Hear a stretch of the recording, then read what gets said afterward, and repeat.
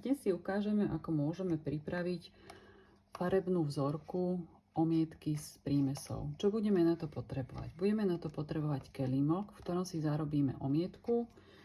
Budeme potrebovať samotnú omietku, z ktorej to budeme miešať. V dnešnom prípade to bude biela omietka, prímes, ktorú budeme pridávať. Dnes to bude slama. Potrebujeme na to ovšem odmerky. Ja najčastejšie používam tieto, to sú klasické ikeácké, na ktorých máte napísané, že koľko milimetrov ktorá odmerka má. Je taká rovnako aj veľká, z ktorou si naberám zmes.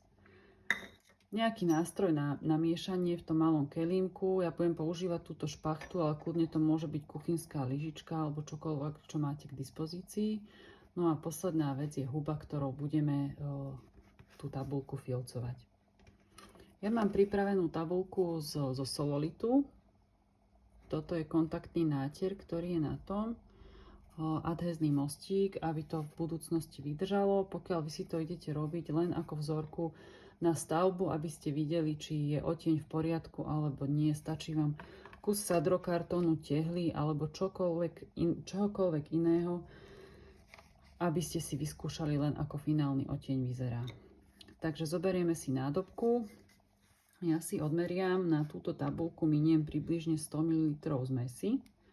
Takže 100 ml zmesi. Dám to tam. Priliem trošku vody.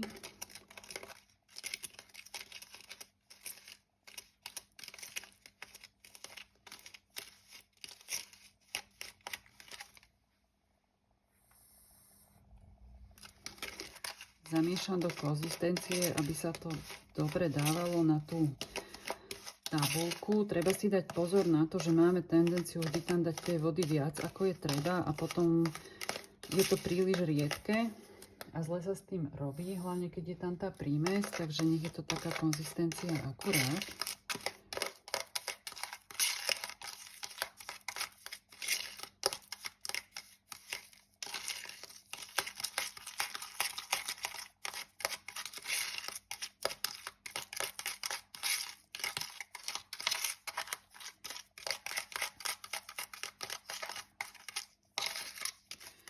To už máme ako tak zamiešané, môžeme tam pridať prísadu, s ktorou budeme pracovať. Na tých 100 ml omietky ja pridám približne 5 ml slamy. Je to také zvyčajné množstvo, ktoré sa používa aj pri klasických stenách, že 5% prísady na omietku. Vždy to meriame v objeme, pretože tie prísady sú rôzne ťažké a tým pádom na váhu by to bolo komplikované riešiť. No. A teraz ju máme zamiešanú a môžeme ju aplikovať na doštičku. Na aplikáciu môžete použiť akékoľvek hladítko. Ja najradšej používam na vyrábanie vzoriek plaskové od Pavanu. Koľko ho budete vidieť, tak si tam dáme tú omietku. Rozotrieme ju po povrchu.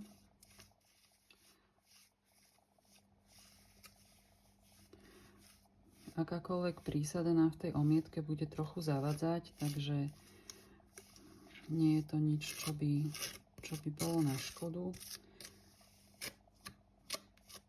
Omietka bez prísady sa aj spracováva špongiou trochu jednoduchšie ako omietka so slamou napríklad, ale výsledný efekt stojí za to, tak toto tam môžeme natrieť.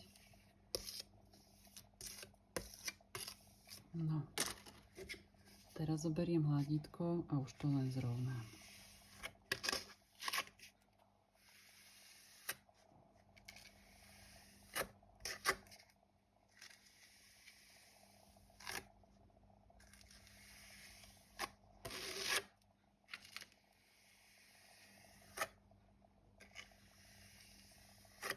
Keď máme vzorku takto pripravenú, zrežeme len okraje, aby nám nerobili v byte neporiadok. No a odložíme vzorku odpočívať, pretože teraz bude potrebovať nejaký čas na to, aby prischla a mohli sme ju začať špongiovať. Farebná vzorka nám už čiastočne vyschla, je správne zavednutá, to znamená, že môžem vyvinúť silnejší tlak rukou a na omietke už nezostanú žiadne stopy po žiadnych otlačkoch. Takže toto je správny čas. Budeme potrebovať ručný postrekovač, akýkoľvek na kvety, prípadne z použitej nejakej drogérie. Potom budeme potrebovať hubu, s ktorou omietku budeme šúchať. Ja najradšej aj na steny, aj na všetky vzorky používam mikroprížu. To je táto čierna pena, ona nemá takmer žiadne pory a tým pádom nerobí veľké preliačeniny v omietke. No a druhá strana pri vzorkách je naozaj dobrá na sprášenie zrna, ktoré zostáva na povrchu. Prípadne, keď sa robia originál steny, na sprášenie používame takúto oranžovú hubu, ktorá tiež môže byť nalepená na hladítku. Bežne ju dostať kúpiť v stavebninách. Takže, vzhľadom k tomu, že z filcovania je dosť veľa piesku, ja si podložím pod seba takúto tácku s pieskom, aby nebol všadiaľ. Zoberiem si ručný rozprašovač a nastriekam vodu na mikroprížu.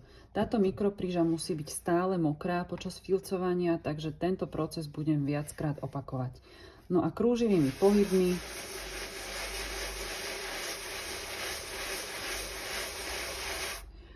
takto rozzrníme omietku. Znova prížu naľahčím a rovnomerne v podstate zašúcham celý povrch vzorky.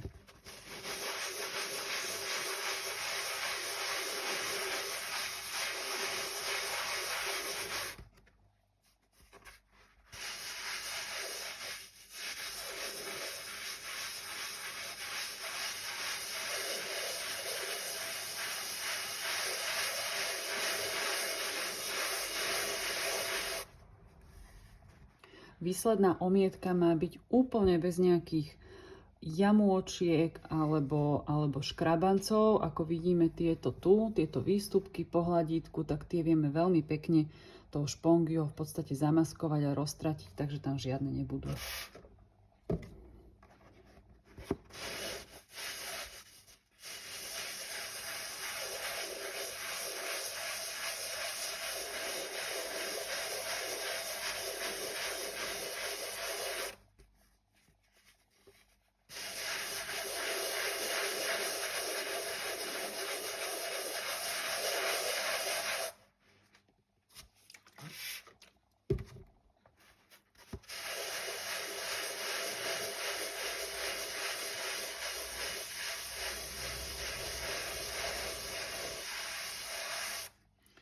Takto pokračujeme, až kým nie sme spokojní s povrchom, ktorý nám vlastne na omietke vznikne.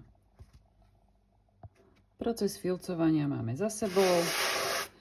Omietka je rovnomerne v podstate vytiahnutá, von tá frakcia, je tam viditeľná sluda, takže začistíme len hrany, aby sme mali vzorku peknú.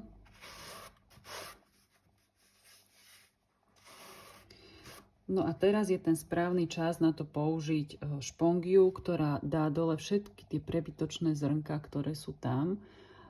Toto sa používa aj na všetkých stenách, ktoré sa robia hlinenou omietkou, aby nám dodatočne nepadal žiadny piesok dole preč. Používa sa na to originál táto špongia, ktorá má byť buď úplne suchá, alebo naozaj len trošičku zvlhčená. To znamená, že jedenkrát streknúť rozprašovačom priamo na túto hubu. A krúživými pohybmi môžeme pekne ten piesok povysávať zo vzorky a tým pádom odkryjeme slamu a tie prebytočné zrnká sa nachytajú do tejto špongie a v podstate špongiu len oklepeme o niečo, aby zrnká povypadávali von a pokračujeme ďalej.